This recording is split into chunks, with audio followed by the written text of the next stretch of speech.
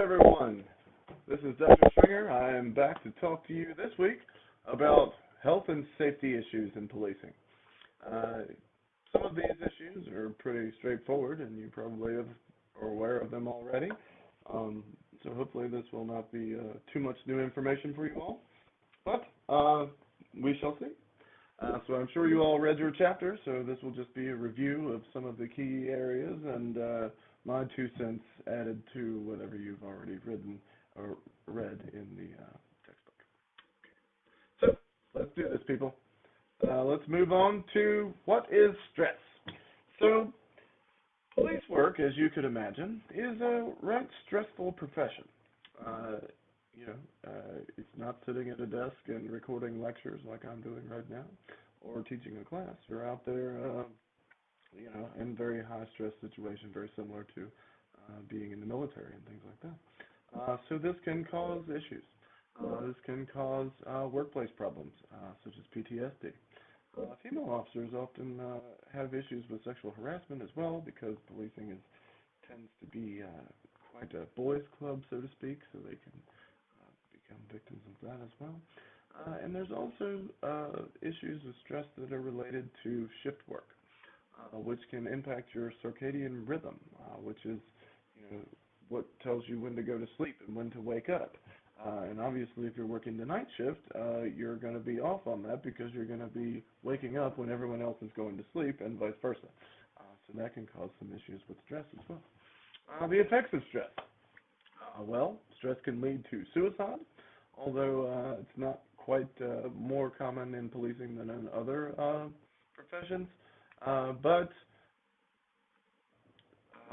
police officer suicides do tend to involve the officer in his or her home with a firearm.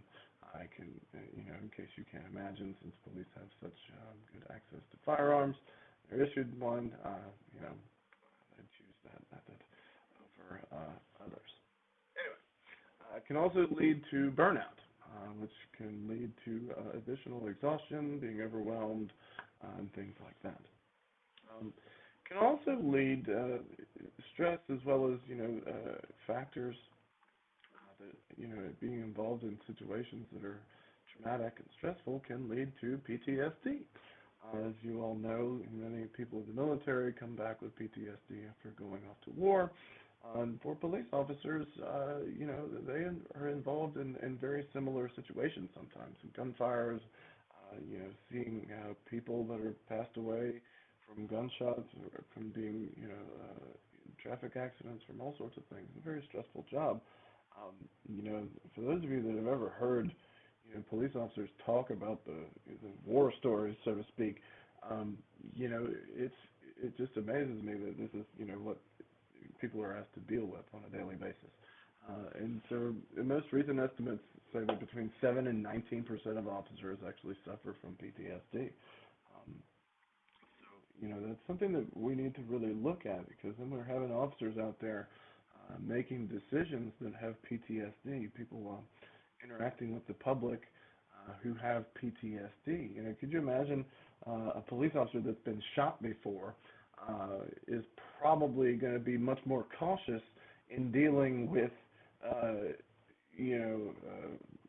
future, suspects and future traffic stops and things like that because they've been shot. I'd imagine that would be a very stressful and traumatic endeavor. And so, if you are acting like you're going to shoot a police officer who's already been shot, then he's going to probably be much more proactive with making sure that he doesn't get shot again.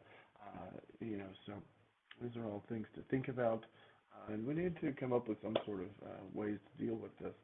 One of the problems with PTSD is police officers are supposed to be tough and brave and everything, and so they don't want to admit when they have these, mental health issues. So that could be perceived as being weak. Anyway, so looking at deaths on the job, accidents and homicides, accidental deaths, police officers actually don't rank within the top of the accidental deaths. If you look over here at this chart over here on the right, you can see that logging workers is actually the most dangerous job. And then you have your fishing and related fishing workers, so the guys on Deadliest Catch, aircraft pilots are up there, roofers. Anytime you're up working up at a height, I guess there's a danger of falling. I find it interesting that taxi drivers are so high in the top 10 on here, but you don't see police officers in here with the accidental deaths.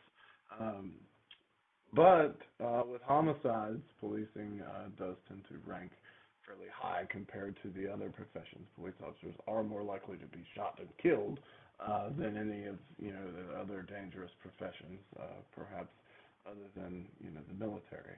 Um, so that is a concern. Um, and so looking at this, here's just some charts from your textbook, and you see that the number of officers killed, it doesn't really look like it's changed a whole lot over time.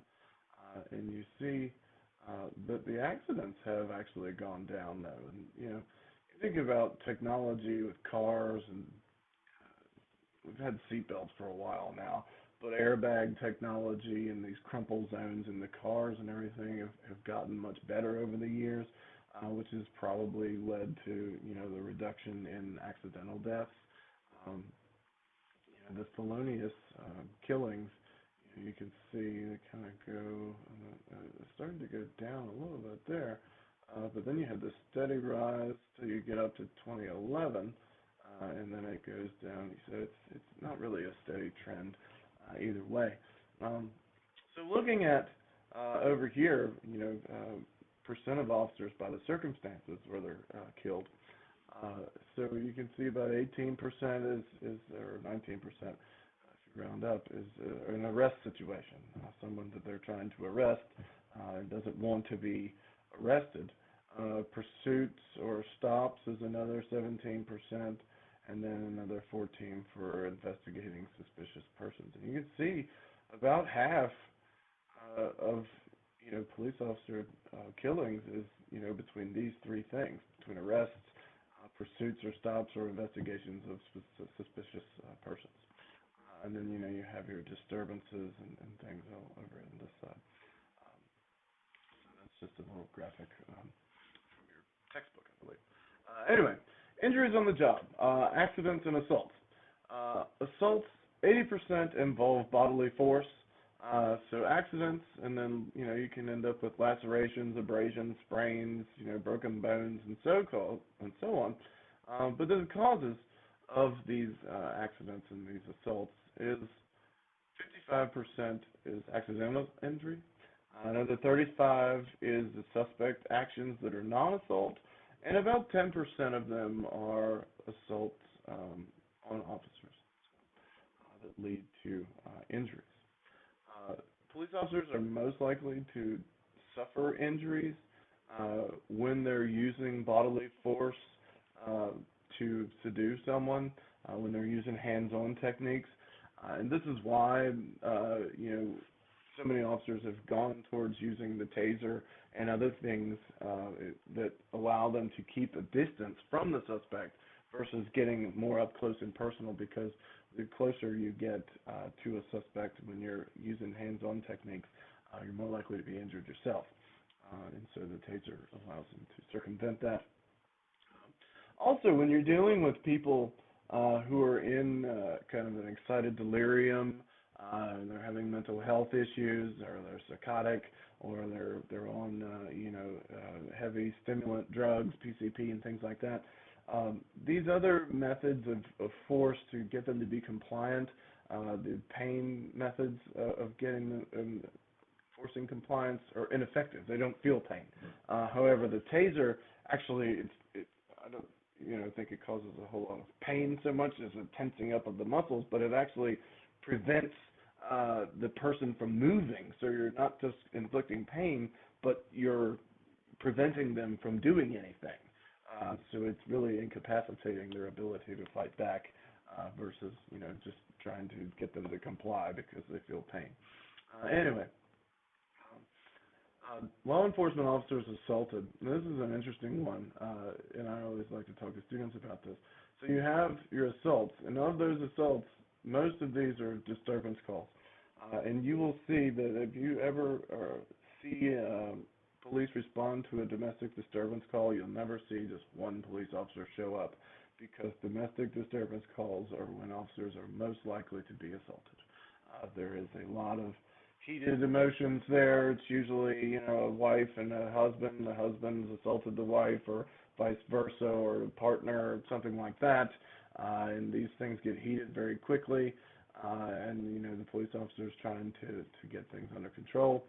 The other big one is the arrest situation. People, trying to fight the officer when they're trying to arrest them. Um, a lot of times, officers will wait for backup to get there if they're going to arrest someone that they think is going to be combative or difficult. We've seen numerous occasions in policing where people are perfectly fine and cooperative and everything, and they're calm and they seem rational and everything all the way up until the police officer tries to arrest them, and then they start fighting and doing all this other stuff, and that does happen. So that's a thing to think about and take away from all of this is police officers being assaulted while trying to arrest people. Because people don't want to be arrested. I don't think anyone really wants to be arrested. Anyway, and you see the trend here, from 04 to 2015. It hasn't really gone down or changed a whole lot. You see, you could say it's gone down a little bit, but not really that much. Anyway, so is police work dangerous? Are there risks in police work? Of course.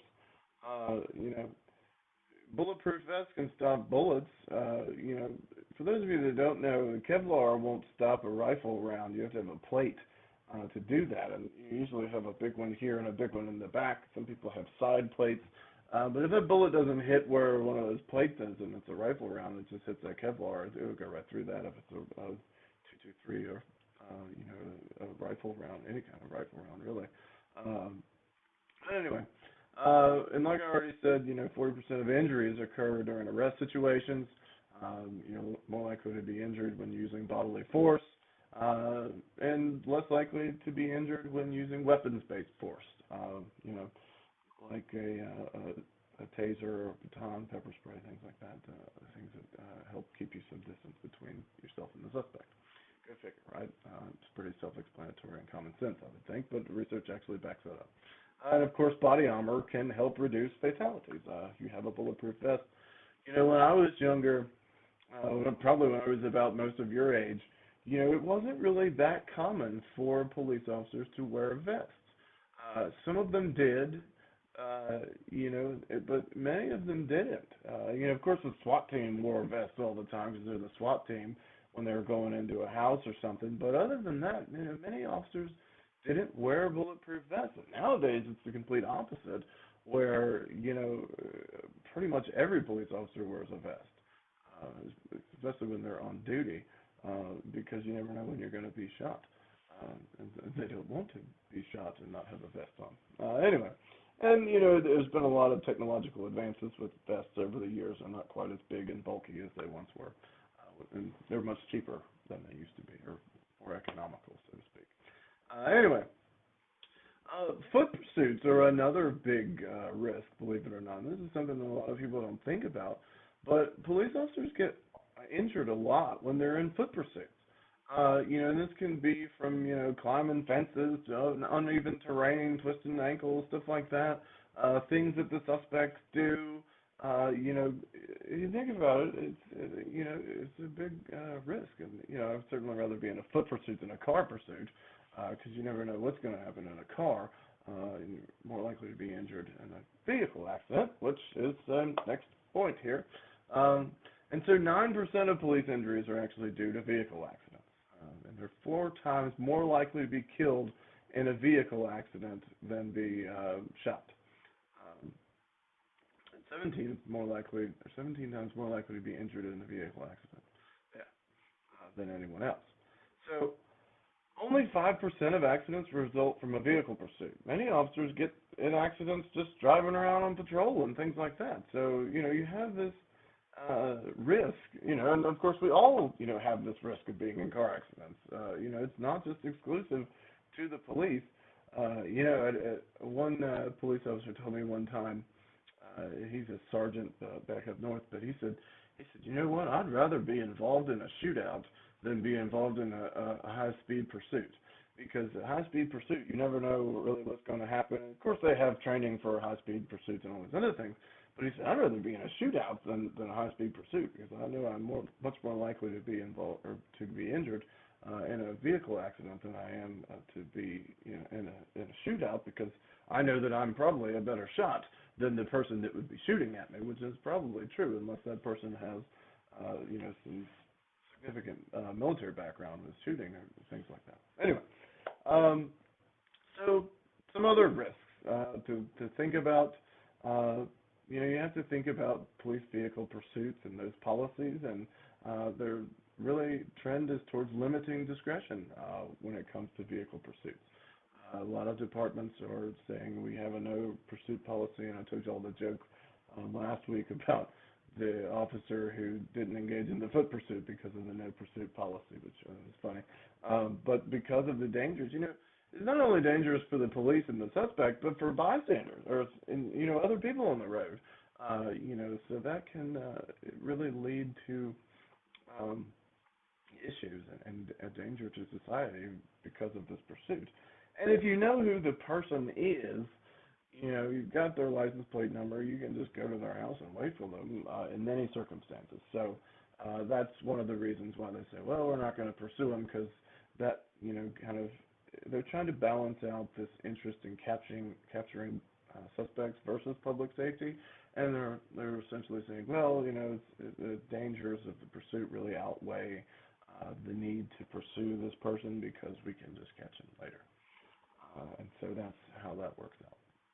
Anyway, so thank you all for your attention, and I will talk to you all next week. I hope you enjoyed this edition of Police in America on health and safety issues in policing.